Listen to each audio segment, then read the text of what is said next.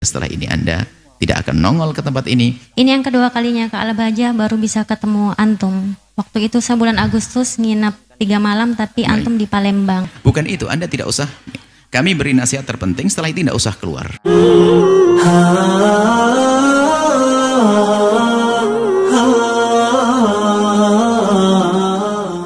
Assalamualaikum warahmatullahi wabarakatuh. Sahabat ngaji bareng semuanya, semoga kita dalam lindungan Allah Subhanahu wa taala. Amin ya rabbal alamin.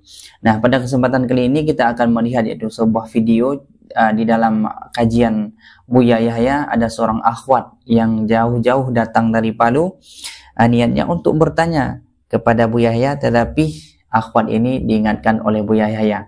Nah, mari kita simak video selengkapnya apa penjelasan dari Buya Yahya.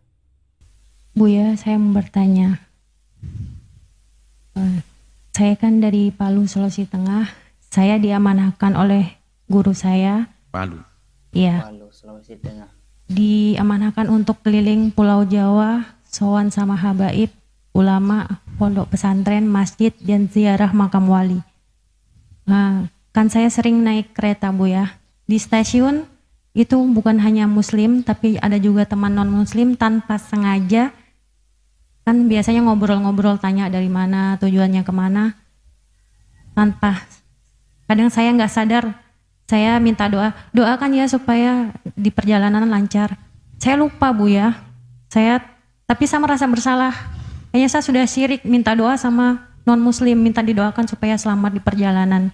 Sampai sekarang saya kadang-kadang mikir, nggak semua teman di stasiun itu muslim. Kadang kan ngobrol-ngobrol begitu, jadi saya merasa beban, saya kepikiran terus saya sudah syirik atau gimana, saya minta doa sama orang yang bukan muslim. Anda melakukan perjalanan sendiri atau dengan suami atau dengan abang, dengan adik? Sendiri, Buya. Baik.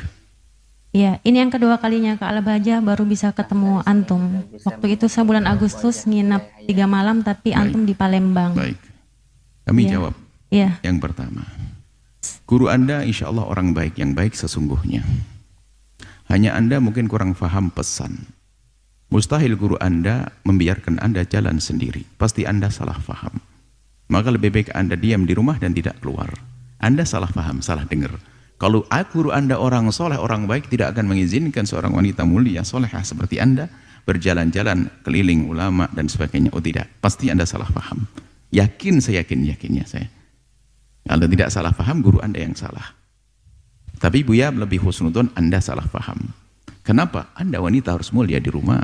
Kalau Anda berjalan dengan suami yang menemani Anda, yang bisa ngangkat tas Anda, nunggu di depan toilet, tidak kebingungan, yang belikan tiket. Karena Islam seperti itu. Jadi beribadah harus ada ilmunya. Terima kasih Anda dengan niat baik. Hari ini kita tambah niat baik Anda dibekali ilmu. Setelah ini Anda tidak usah keluar, di rumah beribadah, menyebut nama Allah, berzikir. Kalau pengen sambung dengan para ulama, cukup membaca doa untuk mereka sambung hati. Doakan, Buya, saya sudah dilamar. Ya sudah, nanti biar sama suami. Menikah. Bukan itu, Anda tidak usah. Kami beri nasihat terpenting, setelah itu tidak usah keluar. Karena wanita berjalan tidak. Harus kecuali Anda dengan suami, dengan adik kandung Anda, ayah, adik, seayah atau seibu, mahram yang menemani Anda. Jadi semua yang ingin melakukan ibadah hendaknya harus dibarengi dengan ilmu. Apalagi yang kedua kali. Jadi itu adalah bukan salah guru Anda yang salah paham. Yakin, saya yakinnya. Jika guru Anda seorang yang mengerti syariah, tidak akan mengizinkan Anda semacam ini. Pasti. Karena dalam urusan hukum itu sangat jelas sekali dalam hal semacam ini. Baik. Kemudian apa yang Anda tanyakan tadi? Minta doa, nggak sengaja. Doanya adalah Anda insya Allah hari ini lebih senang tinggal di rumah. Itu yang paling penting. Tidak usah keluar kecuali dengan suami. Banyak orang melakukan kebaikan tapi tidak pakai pembimbing, sehingga apa? Dia membahayakan dirinya. Biarpun saya bangga dari sisi kerinduan di hati Anda untuk bisa datang ke tempat ini. Tapi saya menjadi kurang bangga jika Anda memaksakan datang ke sini, karena Anda akan meninggalkan kemuliaan Anda, yaitu di tempat yang mulia, yaitu di rumah. Insya Allah nanti datang ke sini dengan seorang suami yang sangat menyayangimu. Dan setelah ini selesai, tidak usah kemana-mana. Ini adalah nasihat. Jadi kalau doa, kemudian masalah doa, minta doa kepada. Lah kalau Anda tidak tahu minta doa ke siapa saja, sah-sah saja. Tapi kalau Anda tahu orang itu tidak beriman seiman dengan Anda, lalu Anda minta doa, ini aneh. Ya, dia tidak perlu minta doa, ya mungkin bertegur sapa yang baik saja, tidak usah minta doa dan semacamnya. Karena Anda tahu dia akan mengadu kepada siapa? Bukan kepada Tuhan yang Anda yakini. Masalah ini sederhana, Anda sengaja. Anda tidak mendatangi orang yang tidak beriman lalu minta doa, kan? Sudah selesai. Berarti yang penting adalah yang pertama tadi, insya Allah setelah ini Anda akan lebih senang di rumah. Kalau harus berjalan, Anda mungkin dengan suami atau adik atau abang, itu lebih mulia bagi seorang wanita. Apalagi sesuai dengan baju yang Anda kenakan, baju istimewa, baju mulia. Akan tapi jika ternyata tidak dibarengi dengan ilmu, bisa saja orang terperosok seolah-olah ibadah, ternyata maksiat. Semoga Allah memberkahi perjalanan Anda, mengampuni Anda, dan berikan keinsyafan kesadaran, sehingga setelah ini Anda tidak akan nongol ke tempat ini, kecuali dengan suami yang soleh. Wallahu a'lam bishawab. Baiklah, kita akan melihat dalil-dalil di dalam kitab-kitab para ulama atau hadis yang dibahas oleh Bu Yaya tadi, masalah seorang akhwat tidak boleh keluar rumah tanpa mahram. Nah, Islam dikenal sebagai agama yang memiliki perhatian untuk melambangkan kasih sayang, cinta terhadap penganutnya, tidak terkecuali bagi para wanita. Setiap kali menempuh perjalanan keluar balat dengan segala keterbatasannya, tentu cenderung merepotkan dan membahayakan si wanita bila wanita ini pergi sendirian tanpa ditemani oleh mahramnya atau suami atau adik-adiknya. Nah, syariat ini mungkin semata-mata mengandung hikmah untuk memuliakan wanita. Islam ini memandang wanita sebagai makhluk mulia yang sangat layak untuk dikawal, dilindungi setiap kali berpergian. Nah, atau setiap kali safar. Nah, oleh karena demikian, jadi di dalam hukum syara menetapkan beberapa aturan kepada wanita yang ingin keluar rumah untuk melakukan safar atau musafir atau berpergian, baik itu safar wajib atau safar sunnah, keluar dari balat atau tidak, dan lain sebagainya. Nah, yang pertama adalah hukum safar bagi wanita tanpa mahram. Mungkin bisa kita rincikan. Yang pertama adalah boleh seorang wanita berpergian tanpa mahram untuk melakukan safar wajib, seperti musafir untuk melaksanakan ibadah haji dalam Islam. Nah, tetapi jika disertai minimal 3 orang. Nah, 3 orang. Yang pertama adalah wanita yang siqah dan aman jalan. Nah, safar wajib adalah ditemani oleh mahram. Nah, ini menurut pendapat yang mu'tamad. Nah, ini adalah dijelaskan di dalam Majmu' Syarah Muhazzab, yaitu kalau tidak salah jilid 8 halaman 243.